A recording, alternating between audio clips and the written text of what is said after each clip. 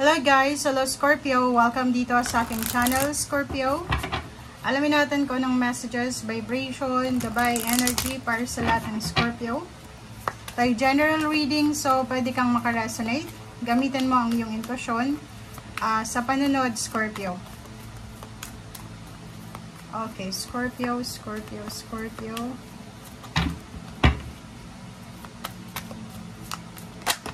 Okay, closure. Scorpio, closure. Wow. Ang galing.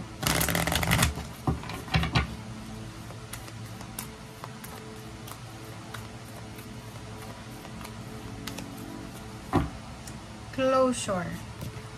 Next card is relationship. Wow. Okay. Para to sa mga lalaki lang. Lalaki lang to Lalaki na Scorpio. Nakikita ko sir dito lalaking Scorpio na posible or pwede din kahit babae kasi wala namang gender sa tarot. Pwedeng babae kasi babae itong naglalakad and then woman holding a heart. So nakikita ko sir dito Scorpio na siguro meron kayong mga emotional or yun, relationship, intimate relationship na kailangan ng isarado, i-close na, tapusin na. Pwedeng matagal ka nang hiwalay sa asawa, sa ka-live-in, sa girlfriend, boyfriend, or sa kung ano man na relationship. Pero hindi mo masyadong mailat ko. May ganun diba? Yung parang hiwalay ka in physical, pero yung puso mo, still tinitibok pa rin nun yung taong yon. Kung makikita mo dito, may pinto dito, diba? Ito, it's the door. Closure, endings. Sinasabi sa'yo na kailangan mo nang mag-walk away. Kailangan mo nang mag-walk away from pain, heartaches, mga traumas, emotional trauma, mga abandonment, emotional abandonment or anything. Kailangan mo nang umalis. Let go of your past. Release past energies, past love, past events or situation. And then face the new beginnings. Kasi dito sinasabi, once na na-let go mo yung taong ito, nawala na naman talaga sa buhay mo. May isang tao na posibleng papasok sa buhay mo, it's number 44, it's 8. Isang tao, babae, kung lalaki ka, pwedeng babae, depende yun. Na pwedeng itong taong to, siya yung magdadala sa'yo ng happiness, fulfillment, harmony, balance, emotional yan na lahat. Nawala sa dati mo. Or siya yung magdadala sa'yo or magbibigay sa'yo ng restoration ng love energy, recovery ng mga like yung tiwala mo sa sarili, tiwala sa ibang tao. Kasi ganun, pag nasaktan ka, nawawalan ka na ng tiwala, parang ganun. So, in terms of relationship, nakikita ko sir dito, may kailangan tapusin para makapagsimula. Ganun naman talaga. Diba? Hindi ka naman pwedeng magpakasal kung ikaw ay kasal pa. Diba? So, ganun.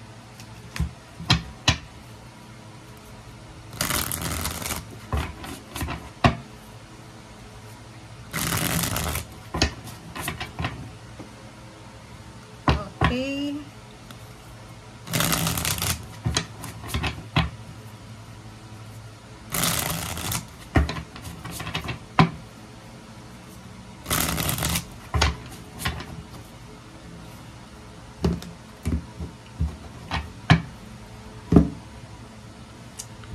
Okay, next card is King of Cups. So, emotion na naman. So, nakikita ko sa'yo dito na incoming, upcoming, emotional balance. Nakikita ko sa'yo dito na paparating na yung balance sa usaping relationship sa'yo. Relationship with yourself, with your family, with your friends, office mate, workmates, or intimate. Kita ko sa'yo dito na lalo yung iba, yung lalaki. Kasi yung Scorpio is water sign. Kung lalaki ka na Scorpio, manageable yung mga emotional burdens mo. So, nakikita ko, magiging maayos yung pagkikipag-deal mo sa emotion. Ace of Swords. So, nakikita ko sa'yo dito kung babae ka, maraming magpaparamdam sa'yo na may gusto sila sa'yo.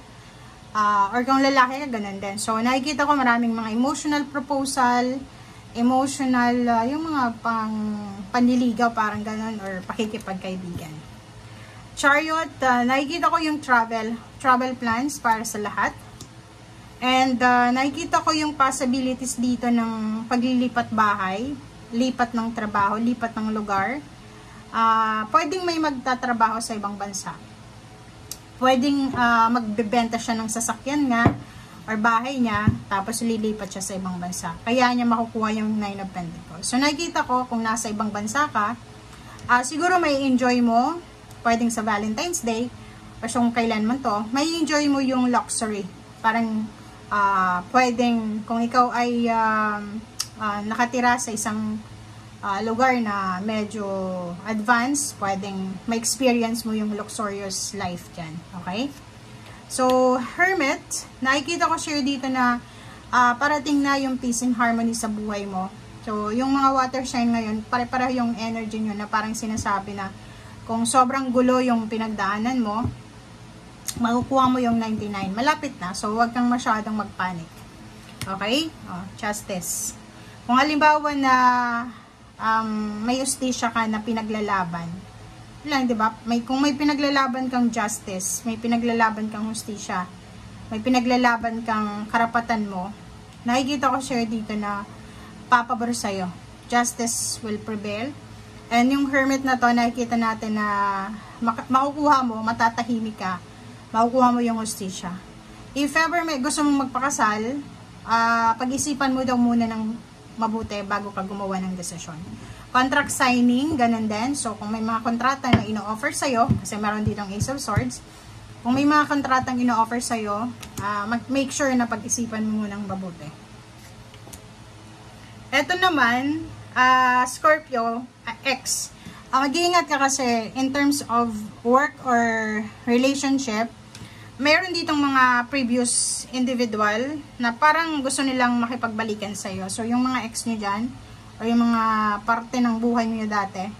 So, yung 2 of Wands dito is left and right offer. So, nakikita ko, possible dito yung mga nasa international job or international offer siya. So, yun. Nakikita ko na babalikan ka ng mga taong iniwan ka.